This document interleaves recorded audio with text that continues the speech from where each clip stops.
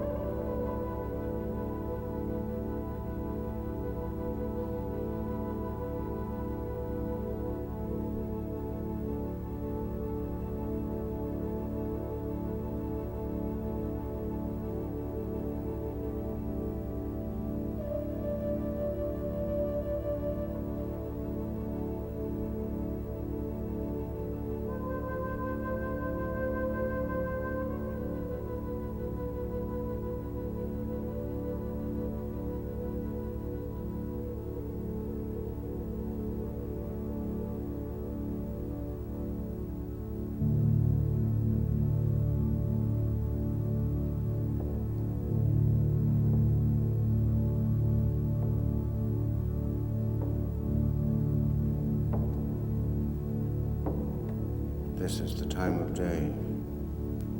I always hear them. Dusk. When the sun's gone down, but it's still light enough to recognize a face.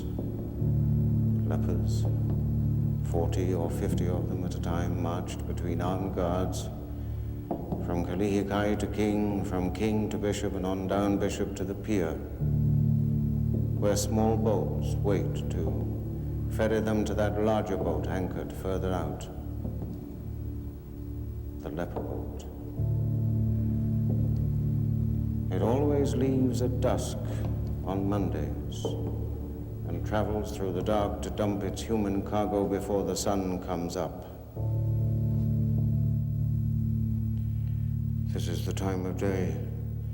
I hear their muffled steps, the morning sounds of those who follow after, the haunting farewell chants, the anguished cries of separation, and then the shrill whistle as the boat moves off across the water.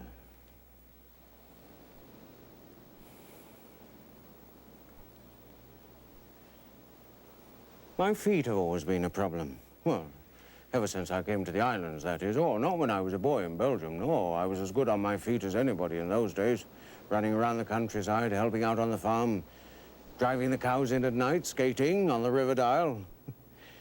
Why, the night before I left home for good, I walked 14 miles to say goodbye to my mother at the Shrine of Our Lady. 12 years. I promised her. I didn't keep my promise. Actually, the trouble with my feet started at my first mission field on the Big Island, where I used to walk for miles over still warm lava flows in search of my stray sheep in those ill-fitting boots. They'd itch and burn and ache, my feet, I mean. And I couldn't sleep at night unless I soaked them. Well, after that, I had trouble with them till the day I died. The day I died. Monday of Holy Week, 1889. Palm Sunday night, around 11:45, Brother James lights the lantern, wakes up Father Conradi, the priest who's been sent to replace me here at the leper settlement, and together they go next door into the church. Soon I hear them coming back. Brother James ringing the little altar bell as he walks ahead of Father Conradi in the dark. Up they come to my room. Brother James holds the napkin beneath my chin. Father Conradi says, in a sleepy voice, the body and blood of Christ, and I receive my last communion. Then Father Conradi asks if he can have this old cassock, threadbare, full of leprosy. What would he do with it? Better I'd be buried in it. Next thing I know, it's getting light. The roosters are crowing. It's hard to breathe, so Brother James helps me to sit up. And as he's holding me, I breathe for the last time. As he bends over to close my eyes, a farewell chant begins outside my door and quickly spreads throughout the settlement till every leper knows that Kamiano's spirit is gone. Brother James fetches a basin, washes my body, dresses it in the old cassock, and carries it to the church next door, and there he puts it in a plain redwood box, and the rest of the day I lie in state. All the lepers file in to say goodbye. The choir sings my favorite hymns. This time I have no little jokes to raise their spirits, no ointment for their sores. By mid-afternoon, my sores have crusted over with black scabs. Well, the sickness has consumed me. It has nothing left to feed upon. And then, at last, towards evening, Father Conradi helps Brother James to dress me in my vestments. They light the candles and tiptoe out. I'm alone. It's quiet, peaceful, except for the pounding of the surf and the everlasting whine of Mr. Clifford's barrel organ. Now, you know, that kind man, he brought it all the way from London, hoping it would amuse us. It has, beyond all expectation. The children wind it up and let it go and are eternally surprised when it makes music of itself. After a while, it stops. And there is nothing but the surf.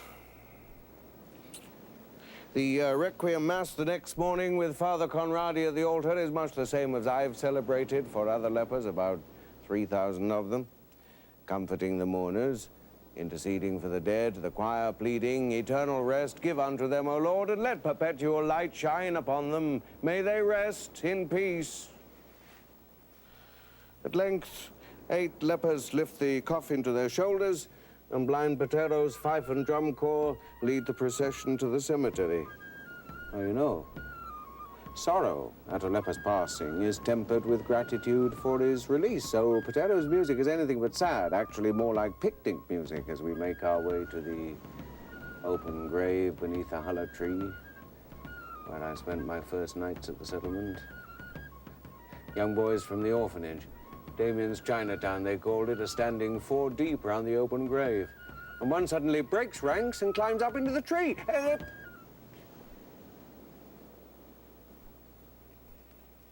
And then the first shovelful of dirt.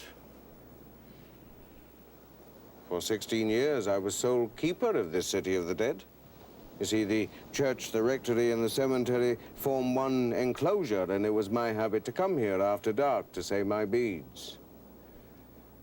Now I've come to rest. And so I do. For almost half a century. And then, one February day, the black marble stone is rolled away, the ground dug up, the coffin lifted to the surface. Strange hands tear away the rotting lid. Lepers I haven't ever known break spontaneously into chants and funeral songs for their dead heroes, and the voice cries, "The body is intact, praise God." Well, and so it is. I mean, my hair's a little longer, and my beard, you know, my skin's a deeper bronze, perhaps. The silver rosary is tarnished, the vestments mouldy, and the gold embroidery dull, but there are no signs of leprosy. I mean, except for my poor feet, from which a toe or two is missing. The body is intact. Now, it had been my wish and my intention to stay here forever with my lepers. Together, we would await the resurrection, but apparently my wish has been forgotten. My body, still in the decaying coffin, is being put into a packing box, and a priest is explaining that Father Damien is leaving Kalaupapa. An aeroplane is waiting down by the landing. Well, why doesn't somebody speak up for me, insist that I be allowed to stay?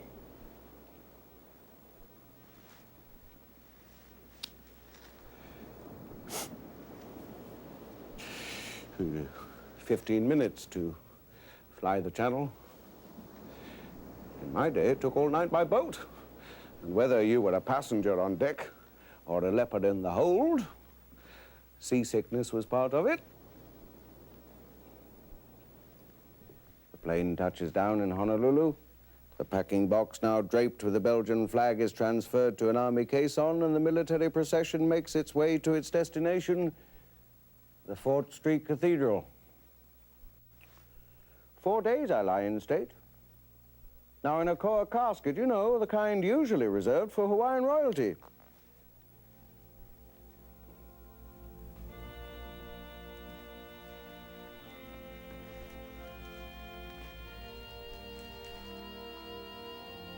This is my cathedral. Its confessionals know my sins, its pews my penances. I was ordained in this cathedral. Here I took my vows of poverty, chastity, and obedience. I lay under a funeral pall right here in this sanctuary, dying to the world to live in Christ. These hands that as a farm boy had milked cows, carried horses, taken newborn calves, pitched hay, shoveled manure. These hands were consecrated here. Bishop Maigret took me, a farm boy, with only 4 years religious instruction, and you know the minimum for a priest is usually 10. He took me and he made a priest of me. If they won't send me priests, he said, I'll have to make my own. And when I turned from this altar and I saw them waiting at the railings, Hawaiians who only yesterday were still worshipping their ancient gods, Kane, Ku, and Lono, when I saw them waiting to receive the body and blood of Christ from my hands, my fingers trembled, my heart melted like wax, and I knew happiness beyond belief. From that moment, I was their servant and their priest.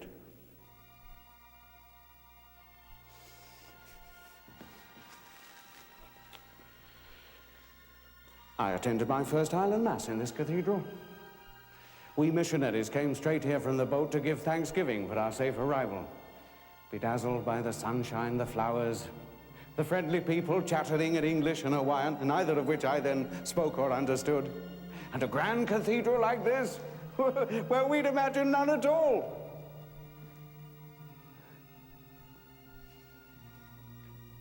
Here, in the bishop's office, I had my first interview with His Excellency. I approached him in fear and trembling because of something that had happened to the boat. You see, we'd been 5 months at sea, and here we were going down the gangplank in Honolulu, 10 sisters all in white, 6 brothers all in black. Our feet touch the ground, but we can't get our land legs. And the sight of us 16 religious staggering like drunken penguins towards our venerable bishop was just too much. I howled with laughter. Well, the boat day crowds roared back. They pressed up against the ropes and they threw flower garlands around my neck. And the bishop, as I came close, was very careful not to let his eye meet mine. But later, in his office, he laughed. Nobody threw flower garlands around my neck, he said. They just deported me. But I came back aboard a French warship which threatened to shell the city unless freedom of religious worship was guaranteed, and I was allowed to stay. That was 30 years ago. It's still enemy territory, you might say, but that laugh of yours, my boy, helped more than you can realize. Before the oil of ordination was dry, he shipped me off for a few months to Puna on the Big Island, where they hadn't seen a priest in years, and then 8 years at Kohala, a parish so large it took 2 weeks to cover it, on the back of my mule, Kapaka'i, or on foot. No wonder I started to have trouble with my feet. There were other interviews with His Excellency, usually with me begging for money to build chapels, and His Excellency grumbling at the cost. Yes, Your Excellency, I did send the Mother Superior 200 pounds of potatoes. Well, of course I sent a bill. No, she didn't exactly order them, but everybody needs potatoes, and next month when the whalers come, the prices will double in the market. She got a bargain. Well, we need the money for the chapel, for a paint bill coming due. Oh, well, of course, chapels don't grow like mushrooms. I've built enough to know. But it's very beautiful, Your Excellency. And we've made a crucifix over 6 feet high and decorated it with Hawaiian carvings. You'll see it next month when you come for the consecration. Yes, I realize Your Excellency is busy. Yes, I'm leaving. You wouldn't need any tobacco here at the mission, would you? Our second crop is coming on. It's beautiful. Yes, I understand. No more shipments of any kind without a written order. Thank you very much, Your Excellency. Thank you.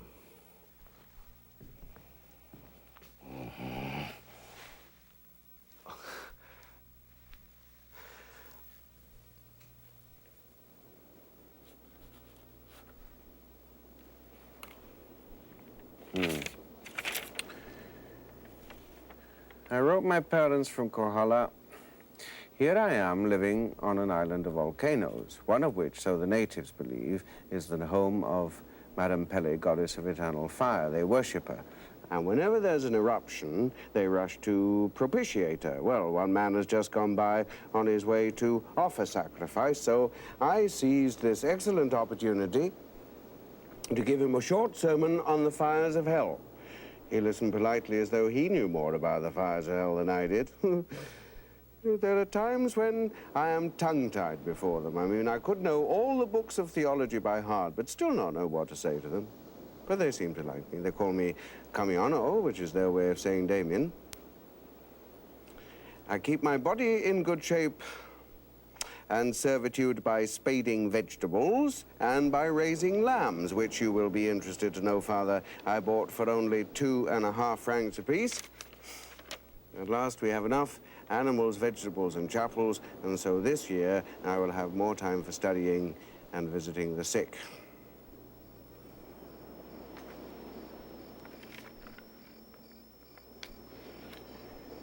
I didn't mention the yellow flags in my letters, but they were there, on trees and fences, on sides of buildings, even on my chapel doors. All lepers and leper suspects are hereby ordered to report to the government health authorities within 14 days under pain of arrest.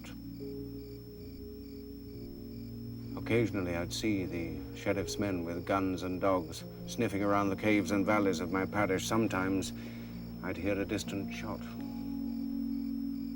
One day I came back to find a young husband barricaded in my quarters, prepared to shoot anyone who tried to take his sick wife from him. One night in the confessional, a young boy coughed, hemorrhaged, and covered me with blood. Later, in Honolulu, I saw that same boy in one of those processions of lepers, down King to Bishop and on down Bishop to the waterfront. I saw him forced from his parents' arms into one of those small boats.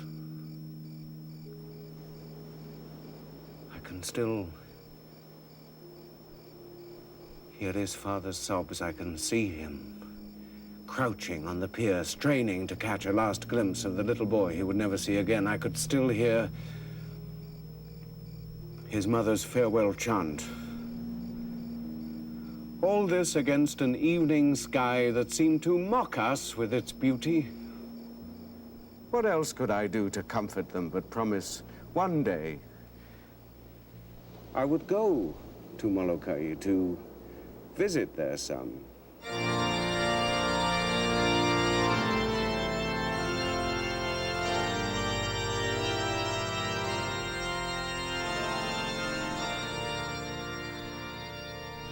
There came a time when I wasn't very welcome in this cathedral, after the new bishop took over. Not only because I was then a leper, now that I could understand, but because... Oh, well, never mind. That's all over now. 60 years have gone by, and here I am back in my cathedral. And obviously, once more in favor. All kinds of dignitaries are filing past the casket. A solemn pontifical mass is being said. And the bishop is saying very extravagant things about me. And reading a message from the Vatican.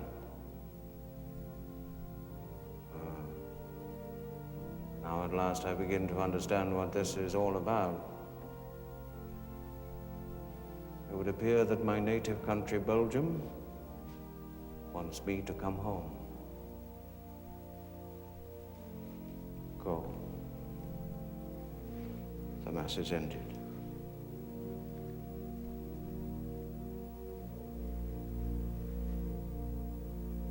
The Koa casket is carried from the cathedral, the army caisson is loaded, and the military procession makes its way down Bishop to King, across King, and on down Bishop to the pier, where a white ship waits to receive me into her hold. The military band begins a dirge, but I hear the anguished farewell chants and the cries of lepers as small boats ferry them to that larger boat anchored further out, waiting as my boat waits to receive them into her hold and carry them to Moloka'i. Moloka'i. Usually it's no trick to see her silhouette on the horizon, but today the light's not right. Oh, well, never mind. Soon we'll come close enough to see her clearly.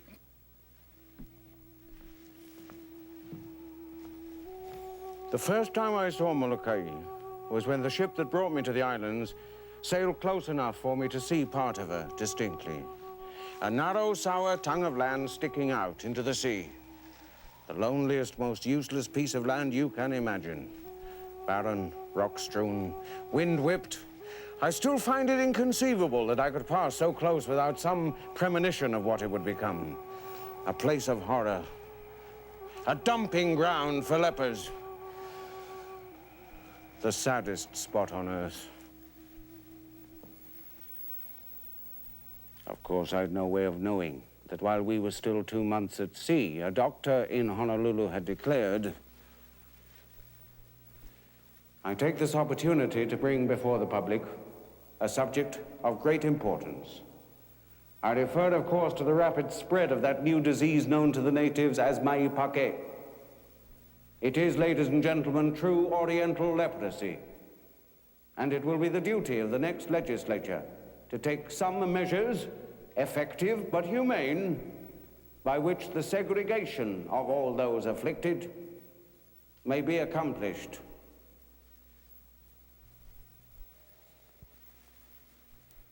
From opposite directions, we, leprosy and I, had come to the Sandwich Islands.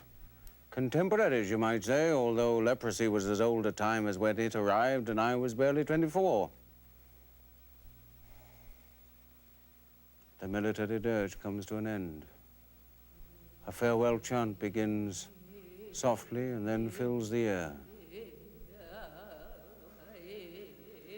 Am I remembering or hearing it for the first time? Is it for me or for lepers long ago? But I'm out of time now. The chants, the boats, the two processions merge, become the same. One could not be without the other. The chant comes to an end. The Koa casket goes on board. Aeroplanes cut the skies to ribbons. A whistle blows. And the white ship, impatient to be off, pulls from her slip and moves out into the channel. Along the shore, off to the left, half hidden behind a grove of trees, is the government building which housed the agency entrusted with taking measures, effective but humane, towards the segregation of the lepers. The Board of Health. In all good faith, they made those yellow flags and nailed them up throughout the kingdom, on trees and fences, on sides of buildings, even on my chapel doors. In all good faith, I'm sure, they purchased that sour tongue of land I first saw from the ship, that natural prison surrounded on 3 sides by vicious surf, and on the 4th by sheer black cliffs that stopped the prevailing winds and made them dump their rain, that shut out the sun at noon, so that the land lay half a day in shadow. A place without a sunset, as the lepers called it. In all good faith, that government agency rounded up the lepers at gunpoint when necessary and shipped them off with a pair of pants or a cotton dress and the promise of daily rations to supplement what it was hoped the lepers themselves would be able to provide. In all good faith, they called an empty wooden building a hospital and promised to stock it with supplies and staff it. Effective, yes. It got the lepers out of circulation so the foreign population could relax. Humane? No. It was a barbarous method of isolation. That tongue of land became a living graveyard. Can you imagine hundreds, sometimes as many as 1,000 lepers crowded 6, 8, 10 into stinking one-roomed windowless shacks? Can you imagine a community of the living dead without a doctor or a nurse, no resident police, no law, no work, no comfort, and no hope? As for the hospital,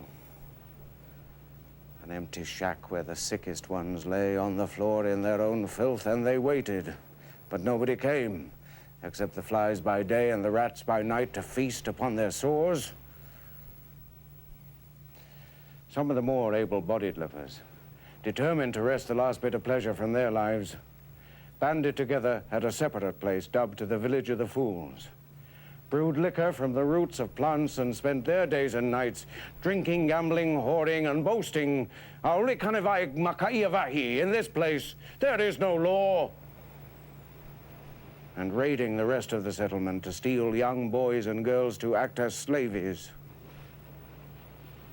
or to satisfy their lust.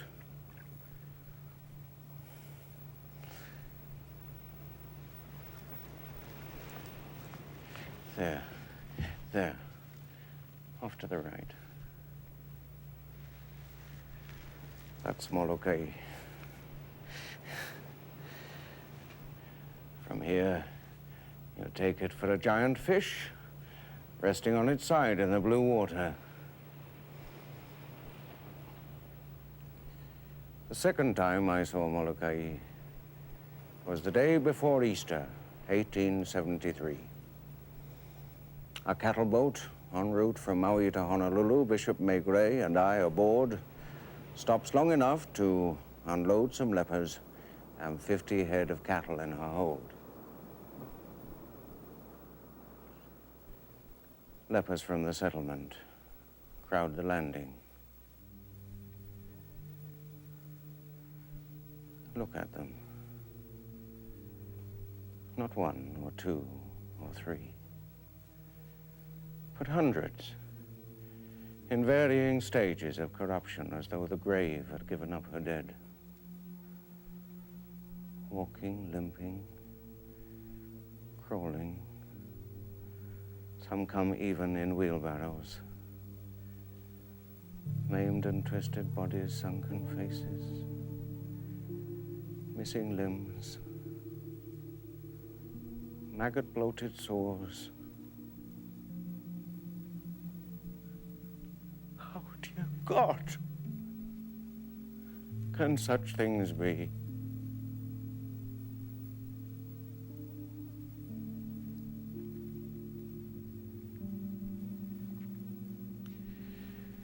I cannot bear to look at them, and yet I cannot tear my eyes away as they hold out their rotting arms to welcome new lepers to this place of horror. And they are singing.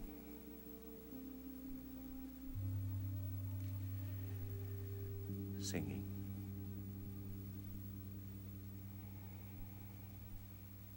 Leprosy and I are face to face at last.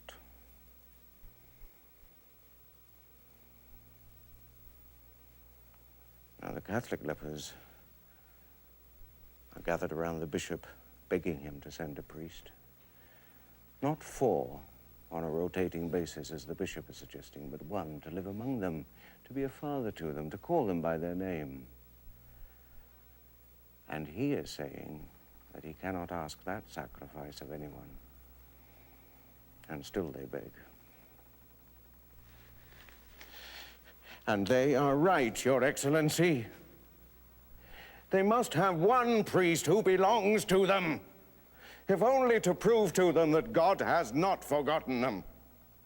I mean, I suffer if I go a week without confession. They must go months, years without confession and the Mass. They must face death without the sacraments. You don't have to ask, Your Excellency. I want to be their priest. I beg to stay.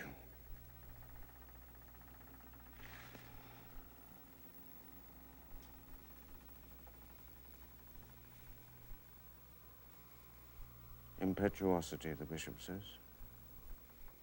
Unbalanced generosity, overreaction in the face of so much brutal suffering. If it had been right and proper, he would have sent someone years ago. He would have come himself. Others before me have volunteered and have been denied. No one, he says, can put aside all human consideration and live the one clean man among 1,000 lepers.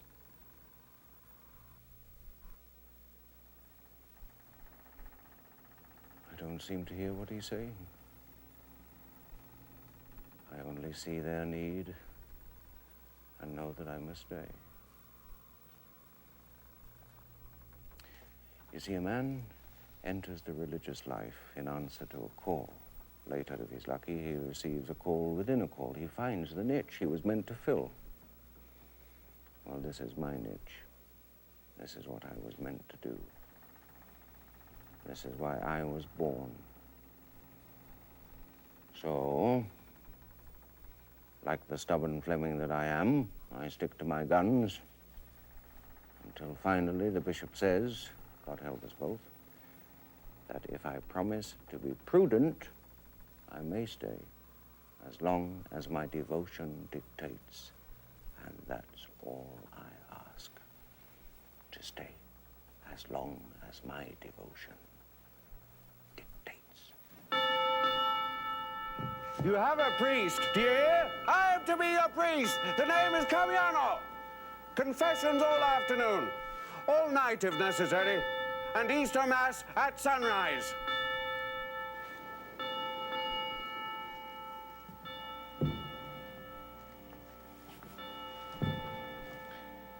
The next morning, while it is still dark, the little church starts to fill with, God forgive me, creatures from a nightmare.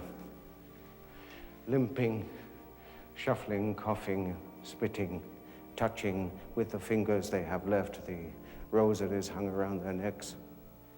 They fill the church up to the railing. They crowd the doorways and the windowsills. They keep on coming and fill the church to overflowing, not only with their corrupting bodies, not only with the stench, but with a sadness so unbearable I stand there dumb. The vomit rises up in my throat. I choke it back. They kneel and wait.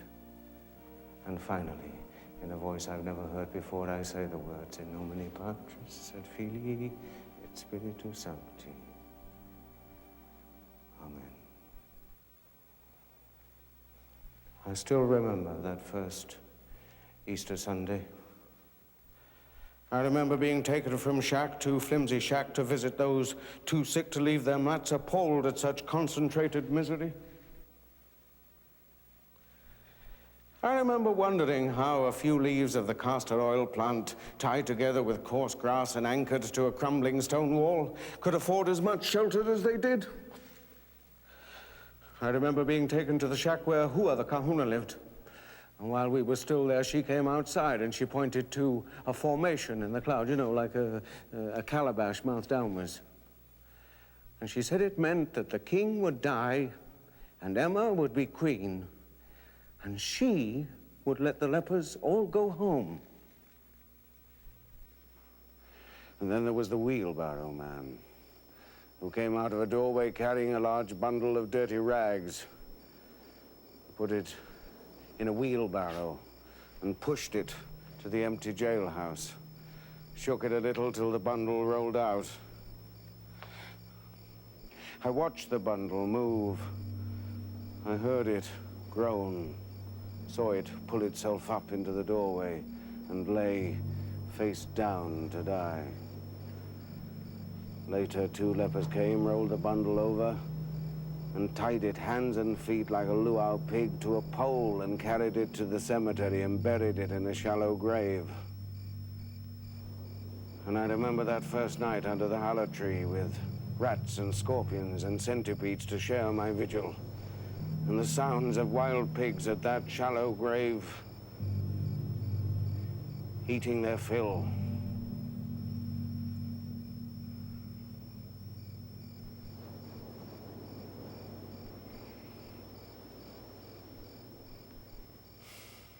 It was 3 whole days before I could look at some of the lepers without revulsion. Weeks before I could endure the graveyard smell. You know, a visiting doctor or an agent of the Board of Health would always put a piece of camphor into a handkerchief and tie it around their necks, and from time to time stop to spray themselves with camphor liquid. I chose a pipe.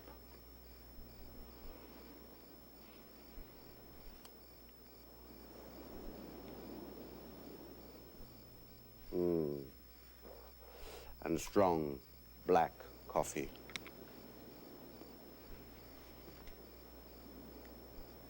First few weeks, I camped outdoors, and then, with the help of some of the more able-bodied lepers, we built my quarters. Ambrose built that window frame. He never touched a tool before. Now they all think of this place as theirs somehow.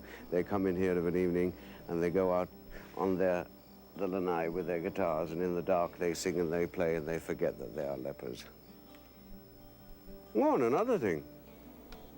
There was no running water at the settlement. We had to carry it long distances in dirty oil cans and let it stand for days. I mean, I couldn't wash my hands or soak my feet without depriving somebody of his drinking water, so I roamed the hills looking for a new source where we could build a reservoir. Some of the lepers helped me lay the pipes, and we had running water.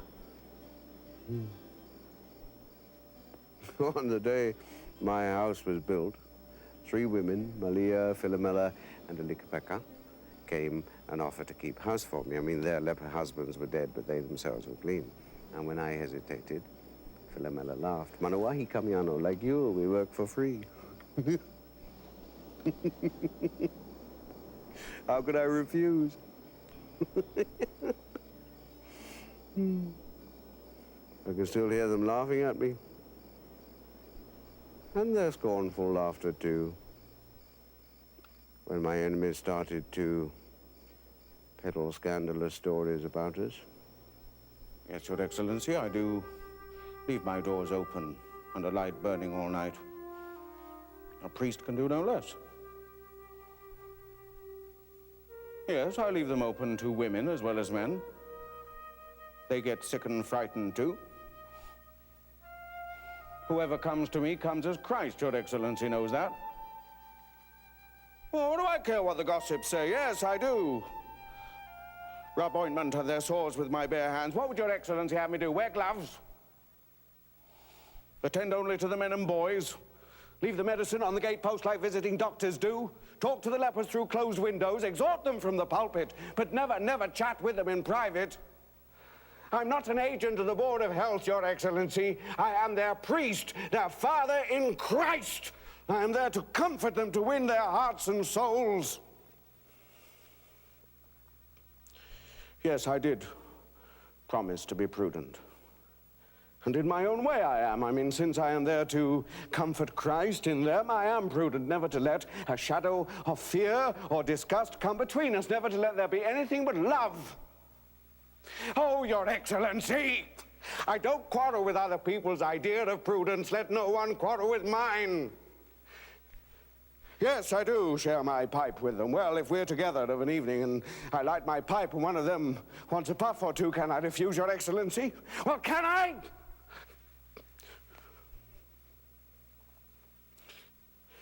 Yes, I've thought of that. Well, if it's God's will, I'm prepared. By remembering that those worm-infested ulcers are the wounds of Christ. That's how I manage to go from day to day. Well, if that's the way Your Excellency sees it, I suppose I am a fool. Yes, Your Excellency.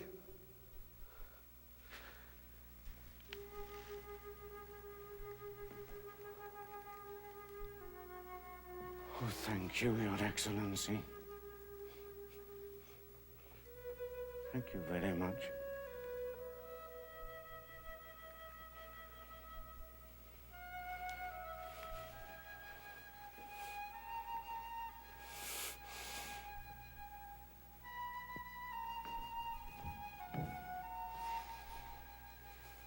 I was, His Excellency said, a fool for Christ.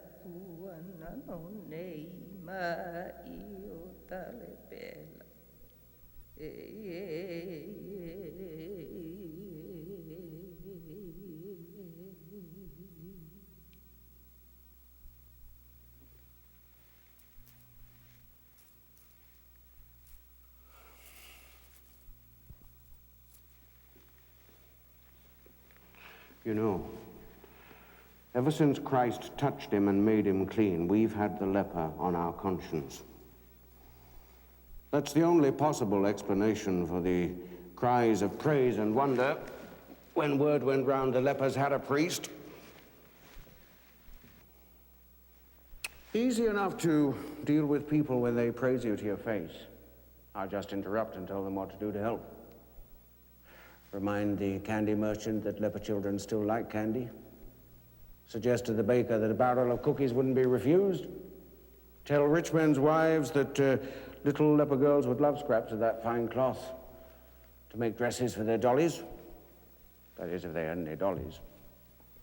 Well, I told the man who ran the music store in Honolulu about Blind Patero and his fife and drum corps. You know how leprosy could destroy Patero's eyesight, but not his love of making music. How we made instruments out of scraps of sheet iron so they could play at weddings and funerals, and at the landing when new lepers came. Just to make sure the music store man didn't forget, I made a silly joke about sheet iron music.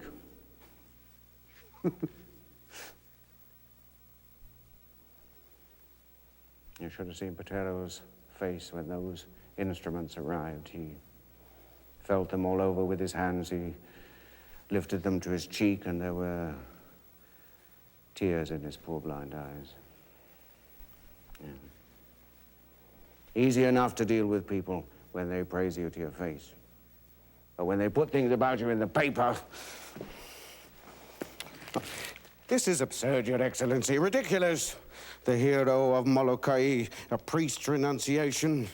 And this from the Prime Minister. Without for one moment subscribing to his religion, I can say this: Father Damien is a martyr, a true Christian martyr. Can't they understand I'm only trying to do my priestly duty as I see it? Can't Your Excellency do something to stop this silly chatter? I want privacy. I want to live quietly with my lepers, doing whatever I can to prove to them that God has not forgotten them. Oh, Your Excellency, leprosy I can face. It corrupts the body. But praise like this breeds pride, and pride corrupts the soul. I know all praise belongs to God, but what if I forget? What if I let this stuff corrupt my soul?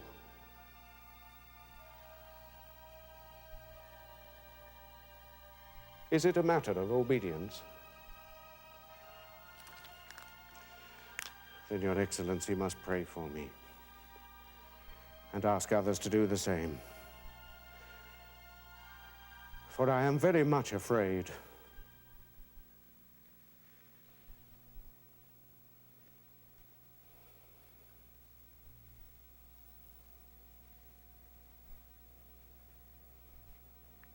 The bishop said that the church council had discussed the uproar and could find no human explanation for it.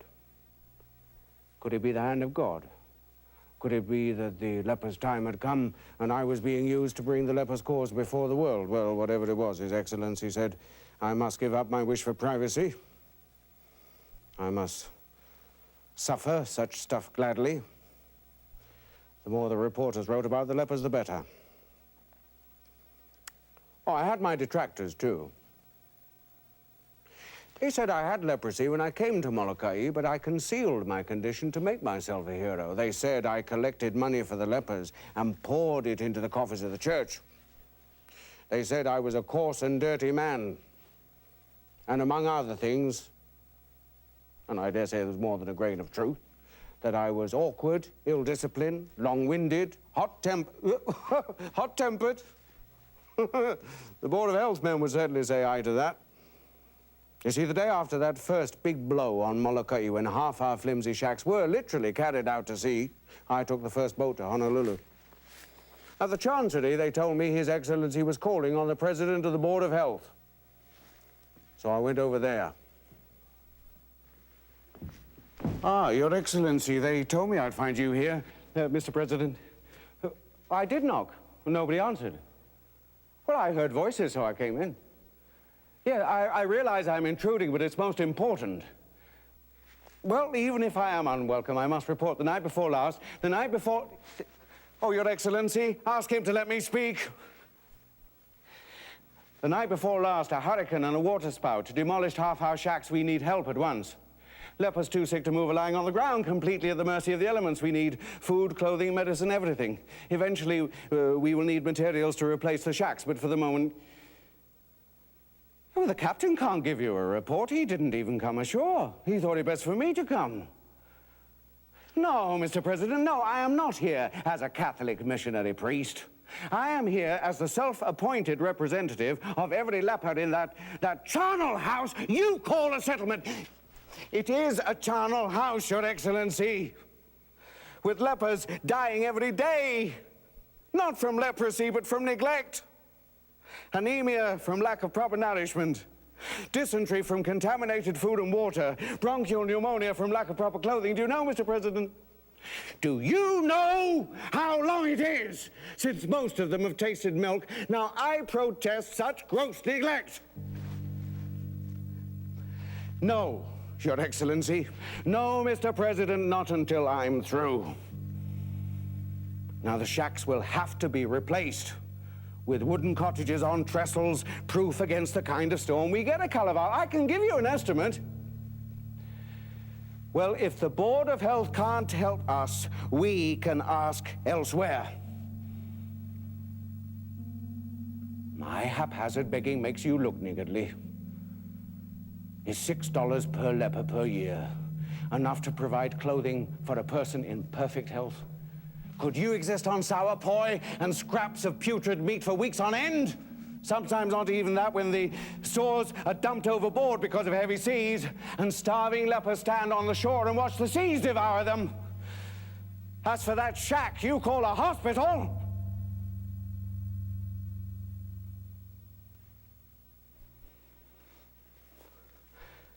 He's gone, Your Excellency. I swore when I came through that door that I wouldn't lose my temper. But when I saw him standing there, well-fed, pink-cheeked, sanctimonious, and he told me I wasn't welcomed. I'm very sorry, Your Excellency. I am sorry. I don't know what to say. You think I said it rather well? Oh, Your Excellency. You have every right to be angry with me. I know my temper is a serious flaw.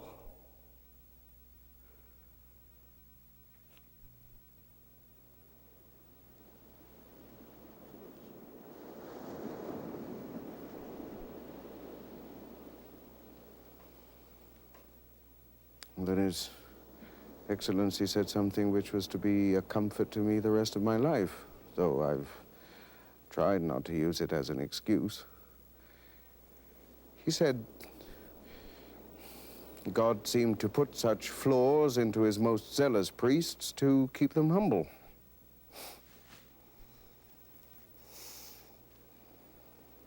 Oh, the gossips had their day too. They said I slept around. It wasn't true. I kept my vow of chastity. Not that I was never tempted. The night of Sammy's wedding.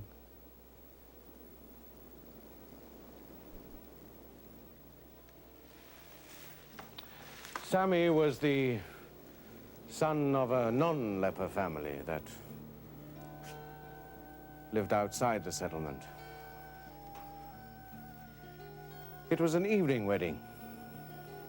Full moon, music, flowers, a luau afterwards.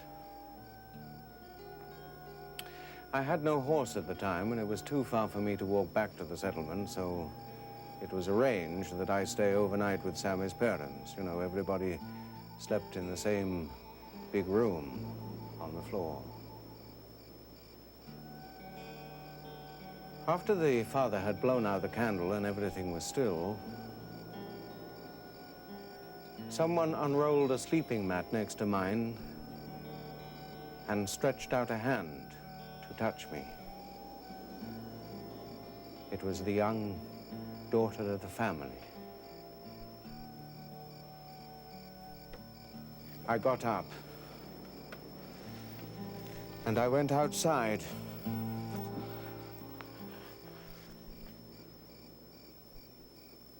The moon was full. It was cool and fragrant. And every instinct in me was ablaze.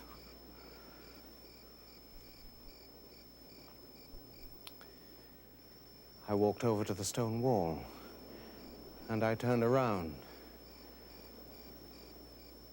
She was standing in the doorway, in the moonlight, naked. I walked all night, and I reached the settlement by morning. But I could still see her standing in the doorway. After that, she came between me and the pages of my breviary when I tried to read my office. Sometimes I saw her body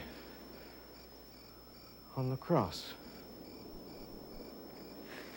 I had no one to talk to, no other priest.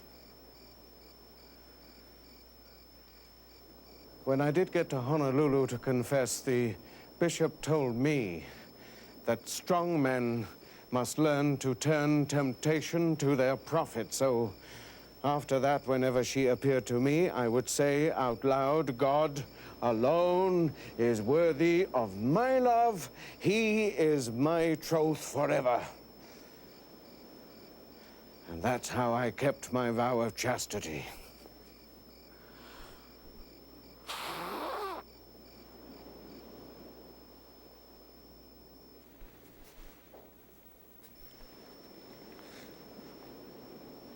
You see, when a priest works alone, without a companion priest. He sometimes has to go weeks, months without confession. Now, this was a great hardship for me. And when I first came to Moloka'i, it was understood that as long as I remained in good health, I was free to go once a month to Honolulu and stay overnight at the mission. And then, quite abruptly, without any warning, the Board of Health suddenly announces that I am not to leave the settlement for any reason whatsoever. I can, if I wish, declare myself a leper and remain confined as other lepers, or I can leave the settlement for good. This is a trap, Your Excellency. Doctors and clergy are not usually subject to such restrictions. They want to get rid of me. They know I can't live without the sacraments, but they want me to leave of my own accord, to make a laughingstock of myself, my order, and my church. And then maybe, without the leper priests to write about, reporters will stop airing the awful truths about the settlement. Yes, of course, Your Excellency, my devotion still dictates that I remain. But there are laws of God and laws of man, Your Excellency, and whenever the two conflict, I follow the laws of God. I am entitled to the sacraments. I will continue to do as I have been doing, and I will ask odds of no man. Let them arrest me. Let them throw me into jail.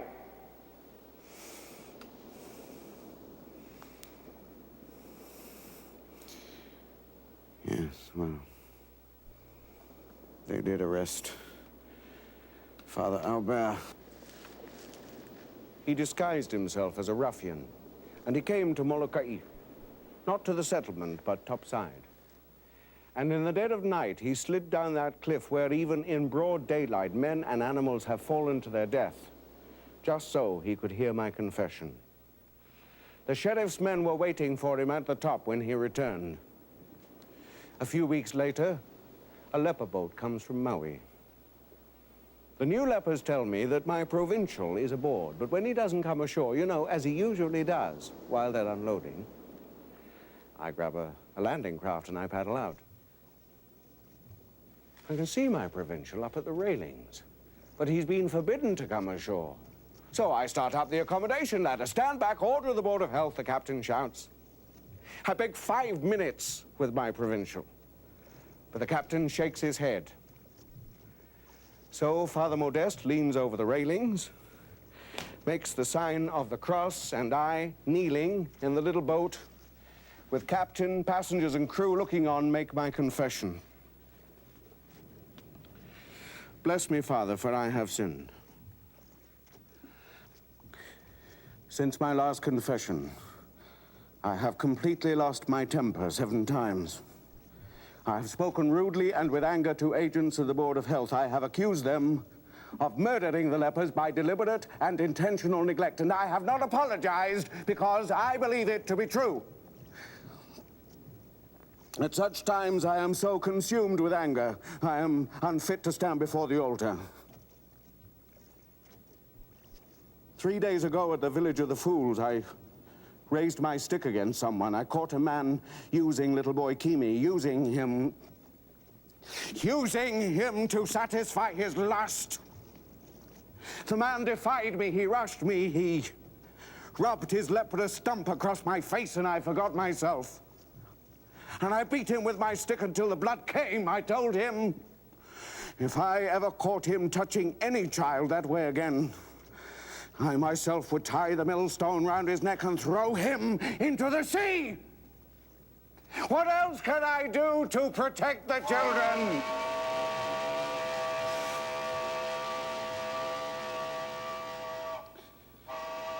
The ship's whistle drowns out my words, but my provincial motions me.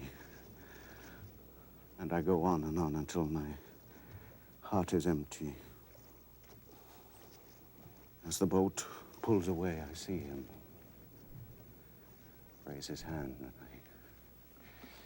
I feel the peace of absolution.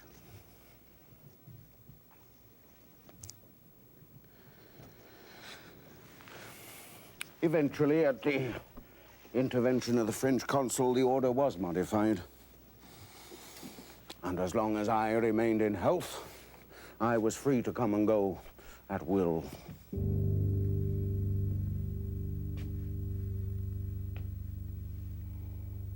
The years go by, 5, 10, 11, 12, and my relations with the Board of Health go up and down. Sometimes they criticize my work, sometimes they praise it, sometimes they flatter me, telling me that I am the strongest moral influence of the settlement. And when the resident superintendent dies, they offer me his job, $10,000 a year. At the time, I took their offer at face value.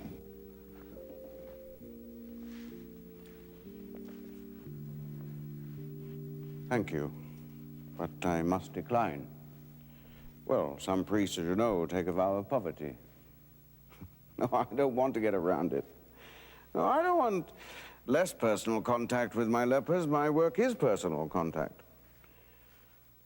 More money? No, gentlemen. If it were money keeping me here, I wouldn't stay 5 minutes. It's service to the lepers keeps me here. Yes, I know, I'd still be serving them, but for a salary, you see. I mean, I'd be a hireling. And all the work I've tried to do up till now would be wasted. My own mother wouldn't acknowledge me her son if she thought I was taking money for this work. Yes, but you see, gentlemen, Christ told his disciples to go forth without gold or purse to heal the sick and cleanse the leper, and he would provide. He has provided. I mean, I'm penniless, but there is a warehouse full of provisions for the lepers. Do you think I could betray that mystery?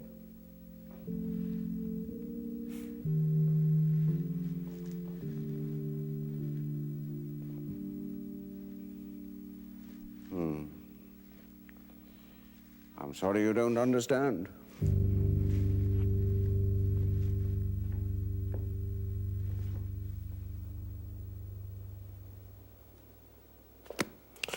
At the time, I took that offer at face value, but as things turned out, I think, well, let me put it this way. It wasn't so much my meager talents as an administrator they were after. It was another attempt to make me an employee at the Board of Health.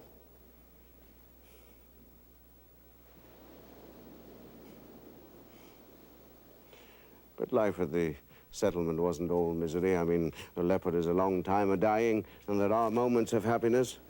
Can you imagine how Malia feels when I fix her up with sticks to replace these 2 missing fingers, and she finds she can still play the church organ, you know? She presses the keys, and the music comes out, and the choir sings with joy enough to break your heart. Daily, daily, sing to...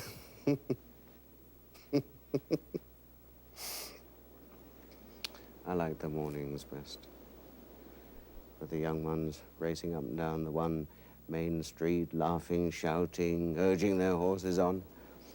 One day, I'm carrying the body of a woman to her coffin in the church, and it's half an hour we stand there in the sun until it's safe to cross. And a funeral was a kind of celebration, you know, the processions to the cemetery, the choir singing, Blind Patero's fife and drum corps, the rival burial societies with their different colored banners and sashes. Well, it wasn't dreary, I can vouch for that. And Charles Warren Stoddard came from California, and Edward Clifford from London, and both write books about the settlement. Stoddard calls his The Lepers of Moloka'i, and I read favorite passages to the leper children. They recognize themselves and enjoy.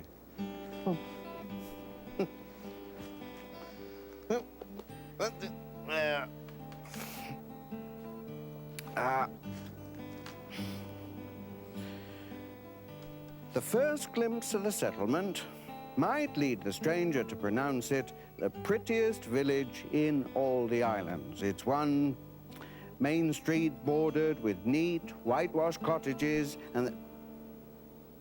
Oh, I forgot to tell you. After that big blow, we did build those cottages, over 300 of them, whitewashed inside and out. We planted sweet potatoes at the back against the time when there was no poi, and flowers in the front. And when the first red ginger bloomed like blood against the whitewash wall, the whole settlement turned out to see, didn't they? didn't they? Whitewashed cottages. As we walked down the street, shouts of aloha. What? Bit about the chickens? All right. Here we are. Father Damien brought out a handful of corn and, sprinkling a little on the ground, uttered a peculiar cry. In a moment, chickens flocked from all quarters. They lit upon his arms, they fed from his hands, they fought for footing upon his shoulders, even upon his head. They covered him in feathers and caresses. He stood knee-deep in them. What's that, Kiana? Bit about the Mass. Oh, I'm not going to read all that.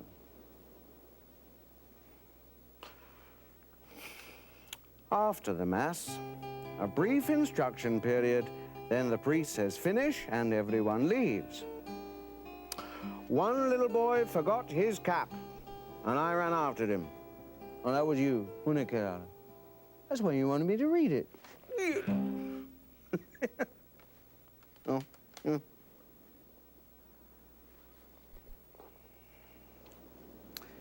Stoddard goes on to say, I find it strange their hearts are so comparatively light.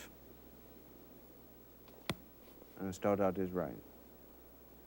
Our hearts are comparatively light because deep down inside we've come to know our lives have meaning. We are a concentrated cry for help and our voice is being heard. We are a symbol of all lepers. I mean, there are others, millions. But ours is the only colony where everyone shares the same affliction. We are a family. Even the Prince of Wales takes notice of us. We have escaped our degrading exile. No board of health will ever again confine us to this sour tongue of land.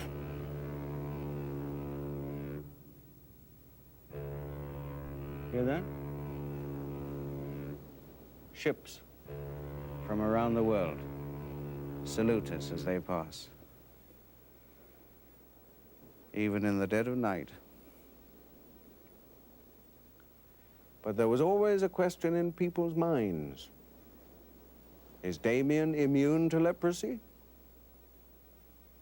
The answer came one December evening, 1884, after about 12 years of the settlement. Oh, there had been warnings, you know. I mean, spots here on my arm, and a little corrosive supplement to clear those up, a severe pain in my left leg, but Dr. Trousseau said that was sciatica, and eventually it went away. And my skin's a deeper bronze, maybe, but then I'd been running around bareheaded all the time. You know, I've been up there in the wind and the sun, patching the church roof.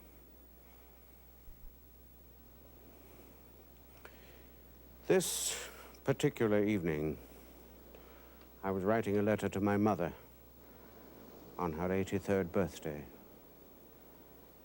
And I recalled my promise to come home after 12 years. Suddenly a terrible wave of homesickness came over me. I wanted so much to hear her voice, to breathe some good, clean Flemish air, to walk in snow, hear the sleigh bells.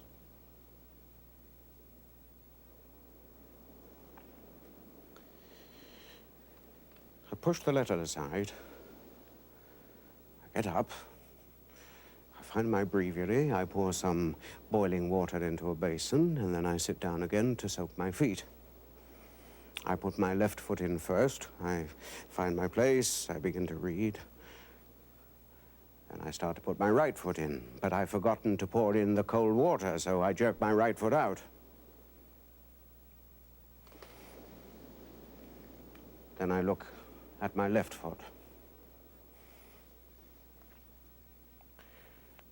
The skin is hanging from the flesh. The blisters are already forming.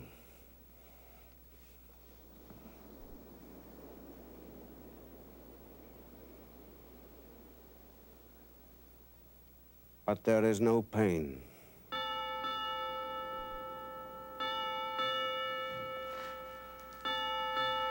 My beloved children, I've called you together to tell you something that concerns us all. Ever since I first came to live among you, I have always said we lepers because I wanted to be one of you. God has seen fit to grant my wish. I am in truth a leper. Now I can never leave you. Oh, receive me. Rejoice with me. And remember, whatever happens, God knows best. If it's any comfort to you, I'm not taken by surprise. I think I've always known. Ever since that first night under the hala tree. I think I knew it then.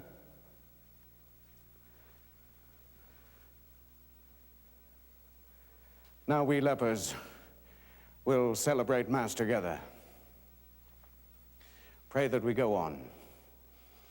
Pray that we have time to finish what we have started, particularly the dormitories for the orphans.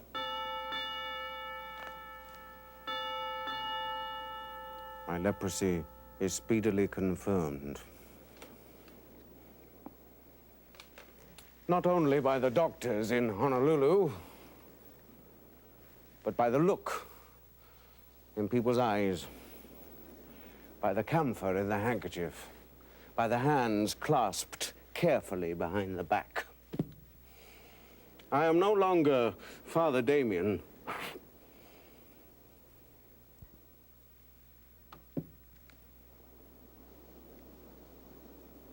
I am a contaminated animal.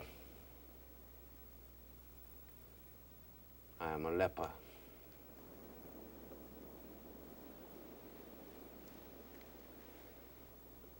Even my own provincial writes to me like this. If you insist on coming to Honolulu to try the new cure, you will go to the receiving station, where you will go to the leper chapel, but you will not say Mass, because neither Father Clement nor I will consent to celebrate Mass wearing the same vestments you have used. And the sisters will refuse Holy Communion from your hands. He's right, of course.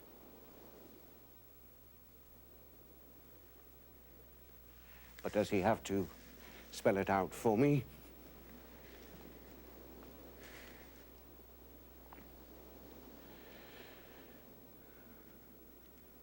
Your attitude indicates that you possess neither delicacy of feeling nor charity towards your neighbor. You think only of yourself.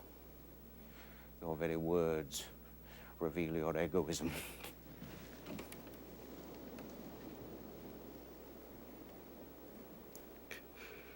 Didn't he realize I was thinking of my lepers? If the cure could help me, I could take it back to them.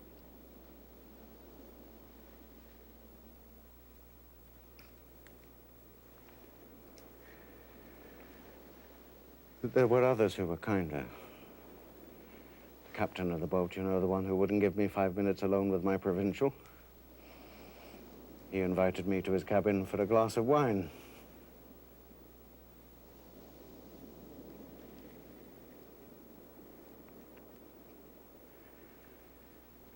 But there are things worse than leprosy.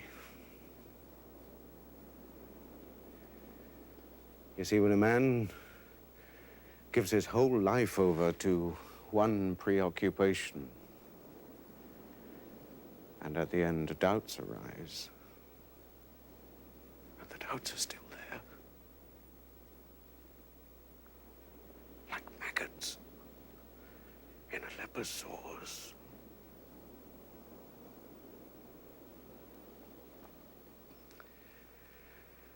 See, when it was discovered that I was a leper, the reporters had a field day. The Lion of Moloka'i is wounded. Damien hangs from a leper's cross, soldier of Christ struck down. And column after column about the lepers, the settlement, and myself. Letters of love and sympathy poured in.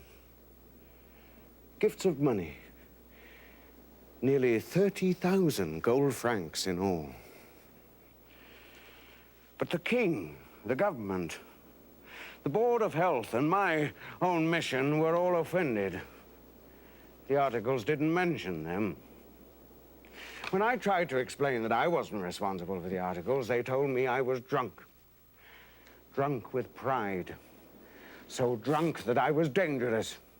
Unfit to handle all that money.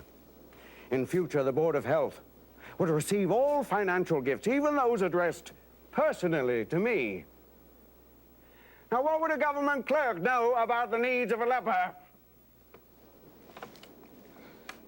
And when I tried to protest, the new bishop advises an examination of conscience.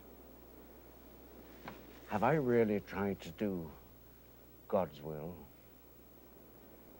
Or were my ceaseless activities, my unbalanced generosity, my caprices of self-will, my stubborn lack of prudence, merely following the bent of my own temperament? Have I deceived myself? Have I a secret vanity that feeds on notoriety? Have I let the praise of men corrupt me?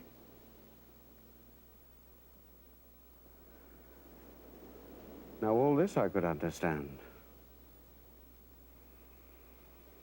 But when the new bishop chides me for making no distinction between a Catholic and a non-Catholic leper, Your Excellency, you don't ask a leper if he's a Catholic. If a dying woman tells you that she can't bear the thought of her body being devoured by wild pigs when she's dead, you don't ask if she's a Catholic. You make her a coffin. And when she dies, you bury her. And you commend her soul to God, quite certain he won't ask her either. When a leper on his deathbed cries out for absolution, you go to him. And all distinctions vanish as you inhale his fetid breath and you hear his dying words. And then, in the name of Christ, forgive him regardless of when... Oh, no, Your Excellency. No.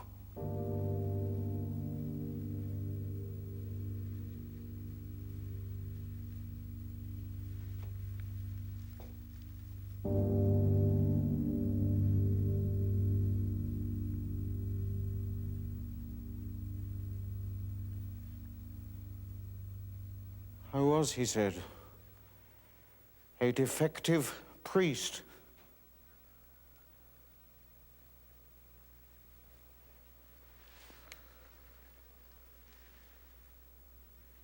There are worse things to bear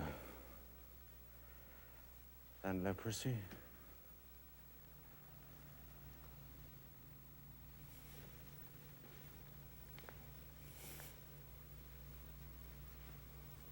Well, I've talked so much, we're well past Moloka'i. She's back there, in the mist. We're in deep water now, heading for home.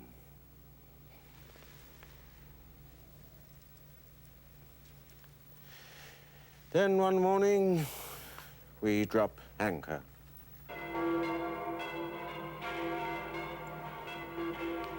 And I'm on Belgian soil once more.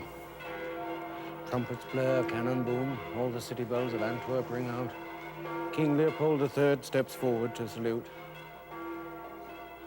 Then at last, towards evening, the traditional hearse receives the Koa casket and, drawn by 6 white horses, makes its way slowly southwards in the direction of Louvain. Somewhere around midnight, we pass my father's farm. Look, there's a light on in the parlor where we used to gather after supper. My mother to read stories from a fat black book, Holy Saints and Martyrs, and my father to enter figures in a thin black ledger. The thin black ledger and the fat black book. I can see it now as clear as day, the battle they were waging. After my mother had finished reading stories from her black book, my father would call me over and show me the figures in his black book and tell me how, when I grew up, I'd go into the business with him and become a grain merchant like himself. The Christmas I was 19, I told my father, I don't want to be a grain merchant, Father. I want to be a priest. Yes, I know you counted on me. I know you need me in the business. I know it would eventually be mine, but I don't want it. Father, I want to be a priest. Oh, I have thought about it. Oh, I am sure. No, it's my vocation. It's God, not you, will tell me what to do. Then, on my birthday, 3 days after New Year, my father tells me that he's going into Louvain on business, and would I like to ride in along with him? I can visit with Auguste at Sacred Heart's house until it's time to come back home. Auguste seems to be expecting me. He introduces me to Father Wenceslas, we chat a little, and then Father Wenceslas says he'll take me as a novice.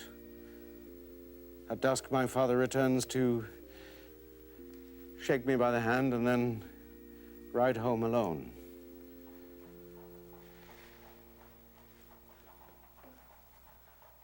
It's getting light. In a little while, we'll reach Louvain, and then the journey will be over. Off to the left, the lovely shrine of Our Lady. That's where we said goodbye, my mother and I, nearly 3/4 of a century ago. Her wrinkled fingers slip silently along her beads.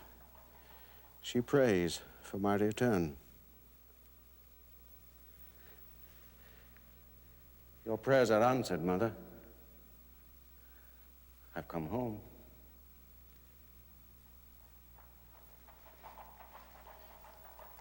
Now, that was the American College of Louvain we've just passed.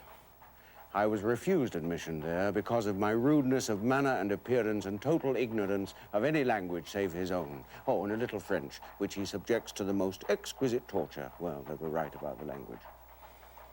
But I told them then, and I tell them now, I come of peasant stock. We peasants are not given to fancy language and delicate manners. We say what we have to say. We do what we have to do. We are what we are. It is our nature.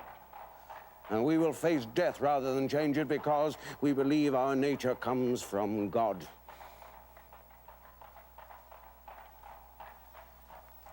The hearse is slowing to a halt outside Sacred Heart's house. Priests line the sidewalks, young boys too. My heart goes out to them. My novice days were painful. Would I have survived, I wonder, without Auguste? Without his gentle but relentless criticism? I know, Auguste, you told me all that before, but I do try. Look, I know I'm much too clumsy. Oh, I can't be like you, Auguste. I can't be more subtle. I have to say what I think. The words come out in spite of me. Oh, that is not true. I do try to control my temper. And I do pray for a docile heart. But there's one thing I don't understand. You tell me that I must learn to do everything, even good, in moderation. But Christ said we must give from the heart without measure. And then one day Father Wenceslas says, quite kindly, that I must not aspire to the priesthood. But suddenly Auguste falls sick and he can't go to the Sandwich Islands, so I bypass Father Wenceslas and I write directly to the Father General in Paris, and I beg him to let me take my brother's place. And when the Father General writes back to say to let me go, Father Wenceslas throws the letter across my desk and shouts, "You're not ready yet. You'll go out there and do more harm than good."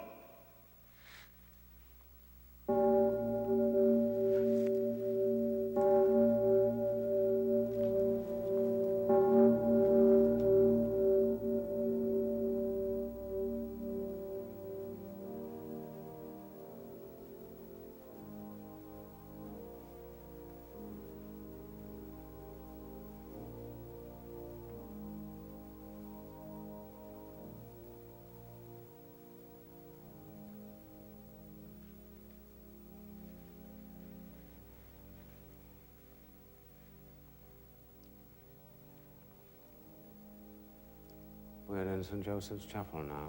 It's quiet and peaceful. Here, I will await the resurrection. But I am lonesome for my lepers. when I'm separated from them, with half the world between us. When I'm separated from them, the doubts return. Did I do more harm than good? Did I betray you, Lord? Was I, like he said, a defective priest? Was I merely following the bent of my own temperament? But it was my temperament to seek you out with a passion that consumed me. And once I'd felt the wound of your love for me, there was no other way. You let me witness a festering mass of flesh still praise the one who gave him life. You were there with me in the leper shacks. The agonies I tried to console, the suppurating wounds I nursed, were yours. The agony and the wounds of Christ. Tell me all this is true. Tell me all this is true. One word, and all these doubts will vanish like smoke before the wind. One word.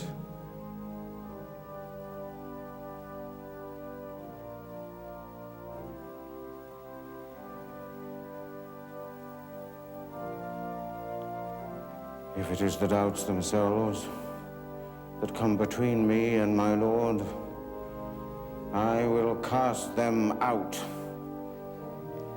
In your name, O sweet Lord Jesus Christ, I cast them out.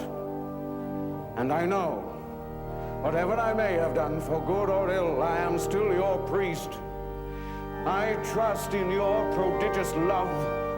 You are the Christ, and you are my God.